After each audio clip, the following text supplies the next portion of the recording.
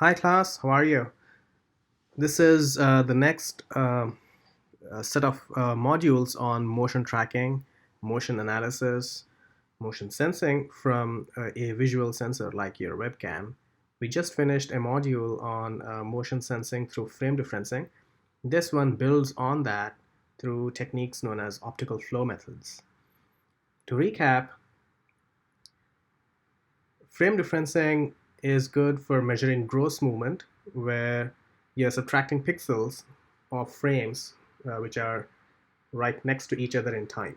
So any little movement or any little change in light condition or any little effect that causes pixels to change, and that can include shake of your laptop also, gets picked up.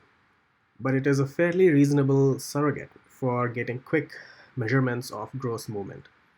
Optical flow goes one step further.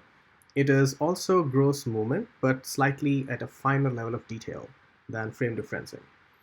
Optical flow was invented sometime in the mid 1980s, again in the field of computer vision. The idea behind optical flow was to associate a flow field to every pixel in the video, such that given two successive frames of a video, frame 1 and frame 2, the flow field is like a small vector associated at every pixel, which tells you how that pixel moved in between these two frames. It's very much like how flow fields are visualized in weather data, in ocean current data. So if you have a fluid flowing, many times in physics books and physics visualizations of flows, you would imagine that in this fluid there are a bunch of particles, and how the particle is moving is shown via small vectors associated to those particles. The speed is denoted by the length of the vector. The direction is represented by the direction of that vector. And of course there is the arrow. The direction is also pointed to by the arrow. Similar concept. So optical flow methods are trying to do that for video, meaning they think of movement in video as somewhat akin to fluid flow.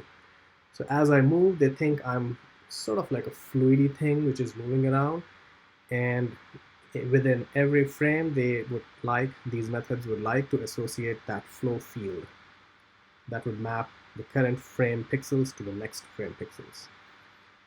The methods involved can be very detailed, and we usually do not go into too much detail about how the method actually works, because it involves solving some partial differential equations and variational calculus sometimes, and linear algebraic methods, which we teach in our graduate classes.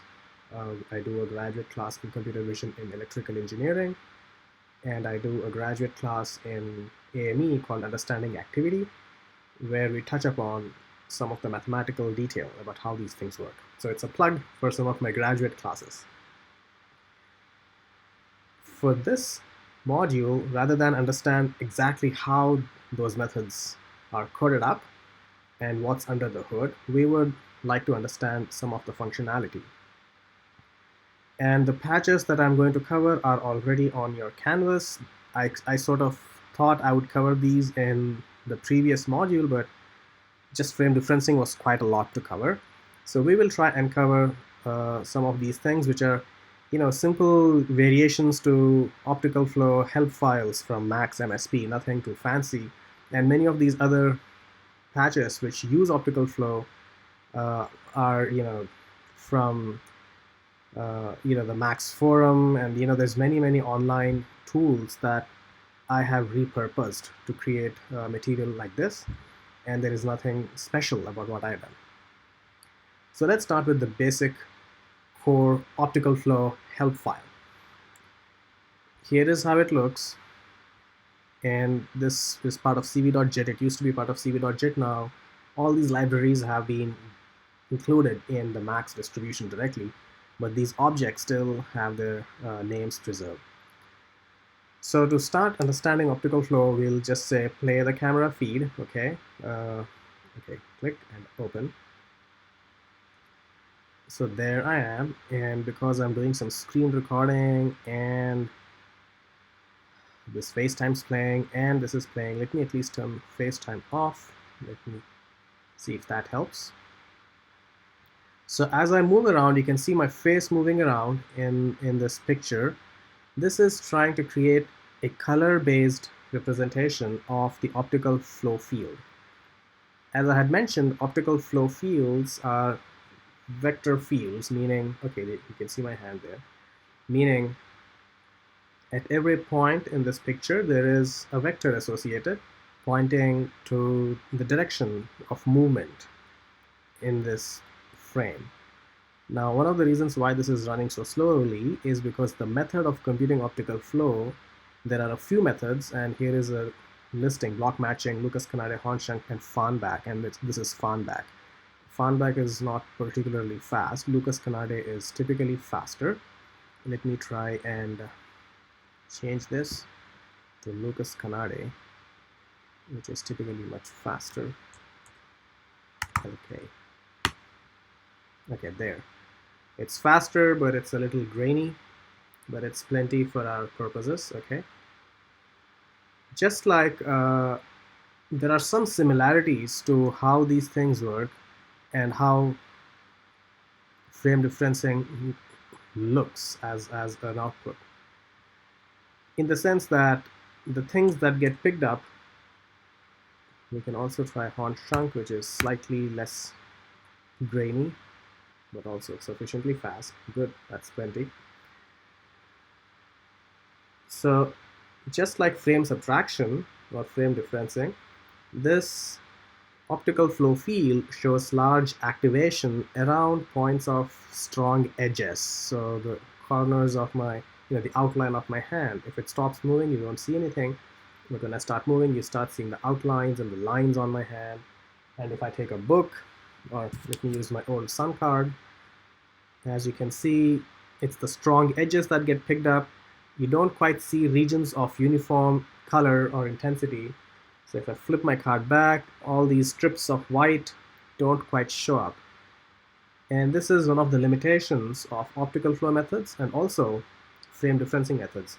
The reason is when you have a white strip like this and it moves, and internally what you're trying to do is to connect up pixels to pixels. A white pixel moved to the left by 5 units, but then another white pixel took its place in the next frame.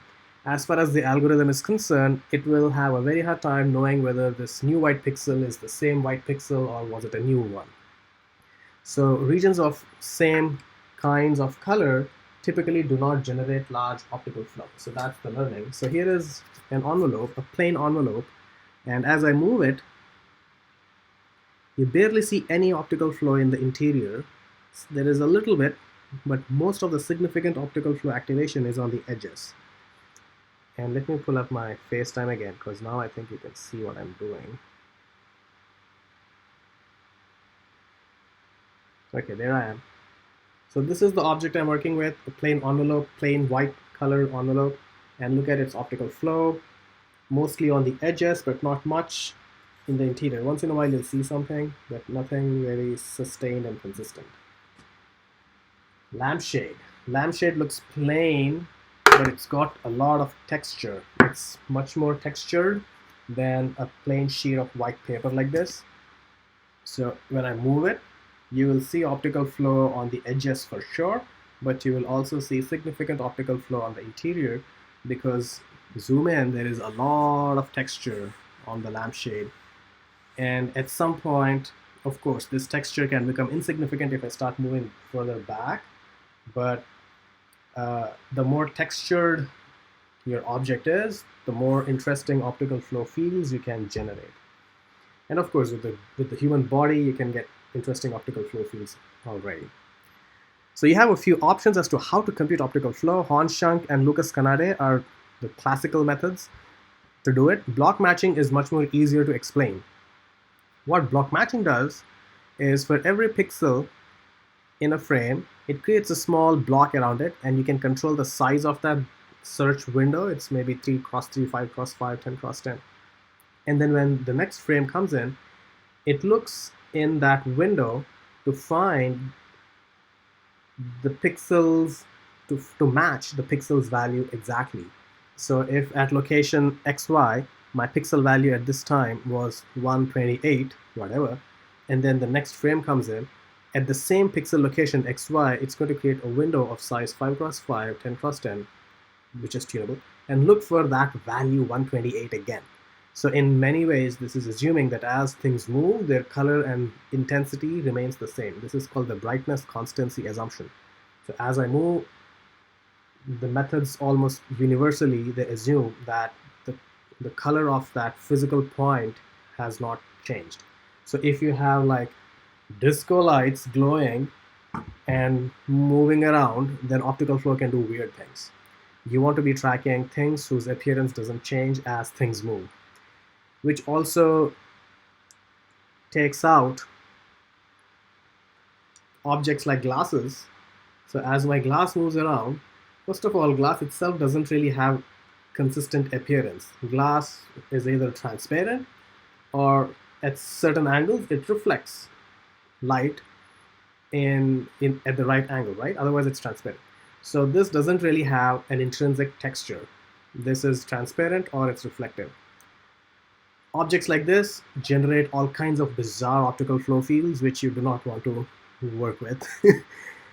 The same thing applies to light sources. So if I actually start, let's play our lampshade game again. Here is my lampshade. If I'm actually holding a light source in my hand, which in RGB you can look at it clearly, but look at what's happening. Ew, look at what's happening when I move it. It's creating something interesting for sure, but I cannot quite interpret what it's doing. It seems like the bulb itself generates no optical flow, but what is generating optical flow is the halo around the bulb. And you'll have to sort of tie yourself into knots to try and explain this behavior. You can explain this behavior, but it's a lot of engineering hack to explain what's happening. It doesn't really, light sources aren't good things to track via optical flow. The bulb itself is not really producing optical flow, but the halo around it is producing a lot of optical flow. But the halo around it is not even an object. It's not even a physical thing. It's just an appearance that you create on the screen. So optical flow has all these interesting, you can call them failure points, but they're also opportunities to do some creative things. And you can think about what you can do with this. But traditionally, plain vanilla optical flow is used with simple objects like matte clothing that is not glossy. Simple black is fine too. I mean, this is a little too plain for now, yeah, and I'm sitting in a dark room, so whatever textures on my shirt is not even getting picked up. But if this were daytime, this shirt would have done an okay job. Even though it's plain black, there is enough micro texture on my shirt that would have been detected by optical flow. But otherwise, objects like this, small boxes, which are not glossy, but this is a little bit glossy, but you get the picture. Regular day-to-day objects, but not shiny, not light sources, not mirrors, then you're okay. But what can you do with this? So let's close this object. This is optical flow introduction. If you want to use this, I would suggest using either the Lucas Canade or Honshan because they are classic methods. These two, block matching is also okay. We can look at it, but it's a little prone to noise, more so than Honshan and Lucas Canade. And to get block matching, we just replace this option by BM. So we shall not do it. All right, so let's do something else. And my screen became darker again. Let's make my screen brighter. No, do not recover edits. There must be something wrong there.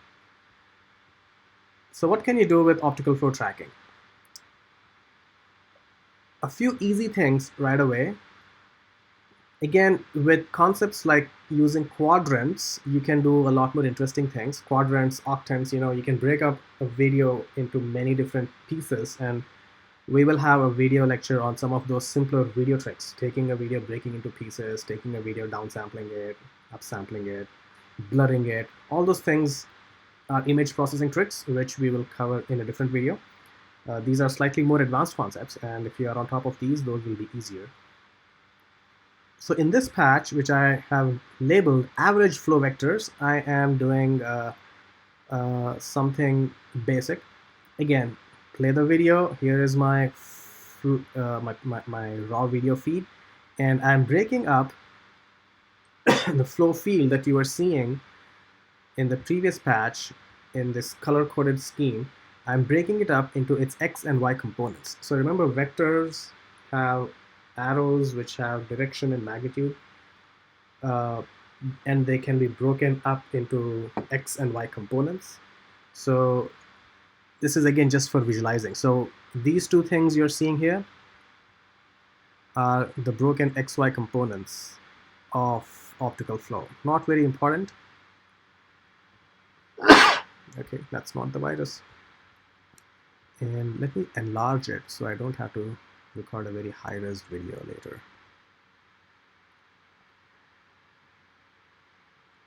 So the reason I separated the x and y components is so that I could separately compute an average x flow and an average y flow, so that based off of my movement in the scene, I can ask the systems to spit out two numbers, an x shift and a y shift, through which you can derive or drive some interesting animation, some interesting sounds, some interesting other kinds of media. So the reason why we're doing all this is optical flow by itself is fairly complicated. It's a flow field. Using that for specific simple mapping strategies is hard. It's a flow field, meaning it has as many pixels, as many values as there are pixels in the picture. So mapping it onto something simple is not easy. So in this patch, we are trying to simplify this field into just two numbers. One is an average x flow value and an average y flow value. We do that with the same object we used in frame differencing, jit.3m. Remember, we used jit.3m to derive a measure of gross movement in frame differencing. Same idea. We are applying jit.3m to the x flow field and the y flow field separately. So I get an average x flow component and an average y flow component. And you can throw a variety of scaling tricks depending upon what you're trying to do. Slide, smoothing over time, always helpful. Now what I've done in this patch is connect up these XY shifts, these XY average flow values to this object jit.rota, which will be explained in those image processing modules coming up soon. Jit.rota is a simple object to rotate a given picture. So I'm connecting this X and Y flow field to jit.rota, which includes also shifting a picture. And my input is my webcam itself. So I'm controlling my webcam feed through my own movement. So as I move, the webcam feed sort of shifts left and right and up and down, depending upon how I'm moving. So you have to be careful with how you map the X, the left, the right, the up, the down. Sometimes what is positive X is left, depending upon how your coordinate systems are set up.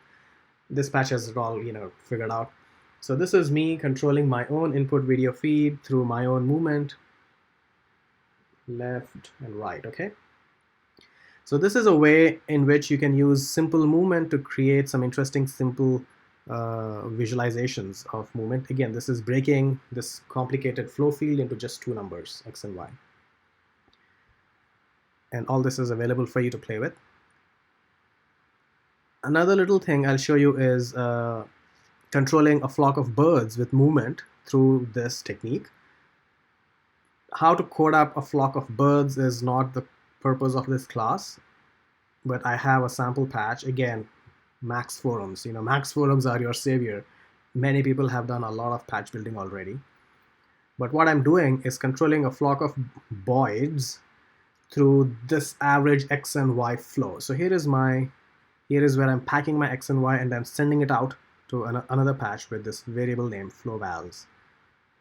Where is my boids patch? Because Max crashed, that thing closed. It's probably on the desktop. Maybe it's in downloads.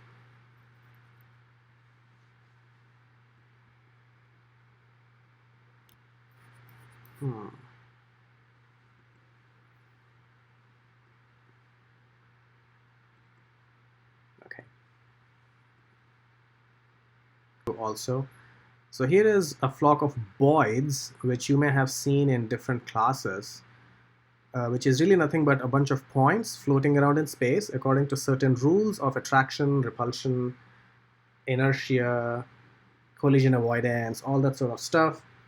That can be an entire different lecture. This is not the class where we teach how to simulate flocking boids, but we'll sort of assume that you understand what's happening here. It's a simulation of a point cloud which is interacting through some very simple rules at each point.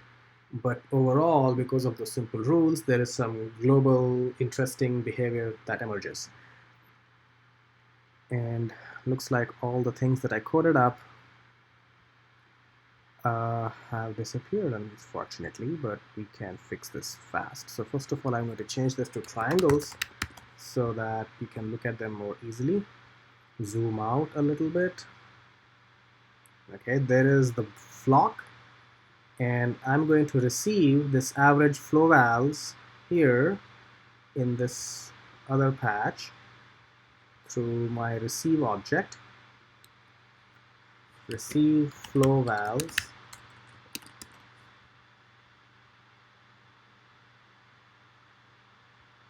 Unpack it into two numbers, and here again there is a problem with coordinate systems. So what is x in that other patch is y in this patch, and vice versa. And here are the values x, y, and z to control the center of the flock. So we'll sort of drive the flock to different locations based off of movement. Let us see if this works. So there it is, and I'll increase the number of boids. Okay, 500 boids is plenty. So when I stay still, here is my raw video trying to stay still, the flock should stabilize at 0, 0, which is probably around the center of that screen. Okay, it sits there tightly, and now I'll start moving left and right, and the boid and the flock will start following me. So left, okay, and right. Okay, so my up and down are now reversed. We can fix that. So let's fix that first here. So maybe my connections were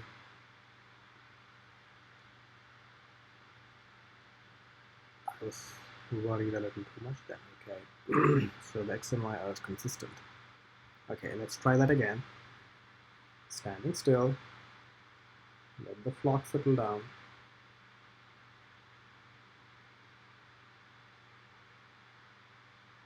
Now I start moving to the left. Okay, right, left, right, up.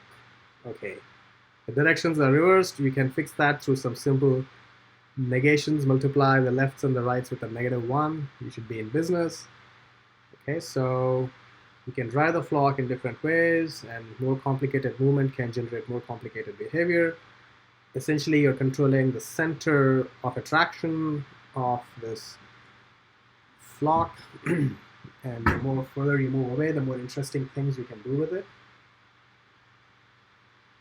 So this is now very complicated to parse out because you have very complicated flow fields, all of which is now getting converted to an average flow value. So what does this movement do is hard to explain and hard to predict unless you just do it yourself and check it out. And scale is a problem. The closer I get, even finer movements can generate large flow. The further I am, movements don't generate as much flow. But this exists, and we are happy to upload this patch as well that generates the boids for you. So some simple ideas to do some movement-based animations, movement-based synthesis of media through optical flow. Great. The final thing with optical flow is there is one way in which you can use the full richness of optical flow as a flow field through an object called repos. And here is that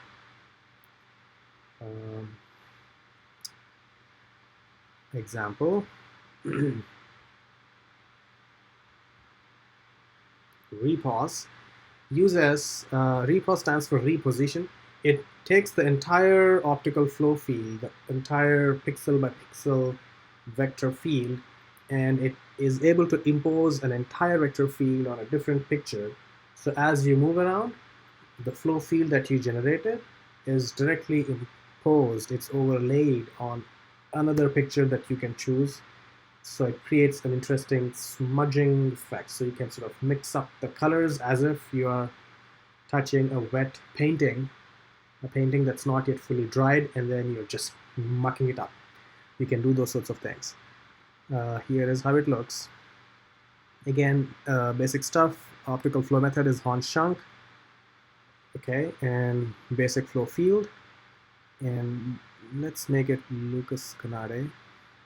Maybe it will generate slightly more smoother flow fields. Or even Farnbach.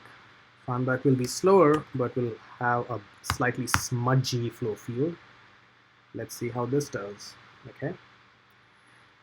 And you can impose this flow field on a different movie or a different picture. So here I have, there's another video playing and it stops at some point, and as I move, I am able to sort of smudge out the colors of this video. Not sure if you can see it clearly. So I'm going to push this away, zoom in.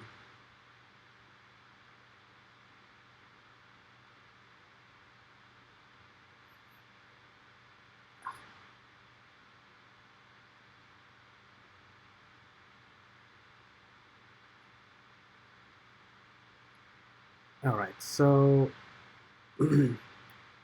yeah, so here is the video, and as I move around, I can start smudging the colors and do interesting things with it, and of course, after a while, it's completely uninterpretable. So let's do that again, and maybe I can, and you can do that in dynamic pictures, so as the picture moves, you can create interesting things. And of course, too much movement can muck up everything. So you don't want to move too much, but just enough to create interesting artifacts. And then it will settle down again. Whoosh. It's like looking through an aquarium almost. Great. So that's optical flow for you.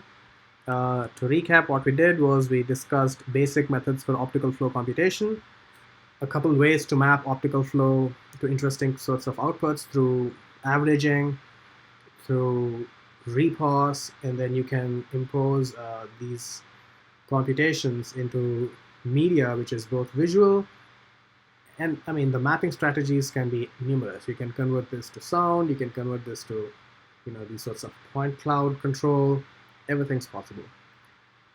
So thank you very much for this, for listening to this lecture. One of the next lectures which I would recommend you go through is basic image processing lectures, which I will put up next. It's simpler patches, but in conjunction with these more advanced methods, those simple methods will suddenly open up a plethora of design choices for you. I wanted to introduce these advanced methods first, so it opens up your imaginations, and then we can backfill in the simpler image processing patches. Like, all right, here is how you do edge detection. Here is how you break a video into pieces. Here is how you blur a picture. Here is how you break up a picture into RGB channels. So those are easier patches conceptually. Those in conjunction with this is a lot of magic waiting to happen. So thank you very much, and looking forward to seeing you soon. Appreciate it.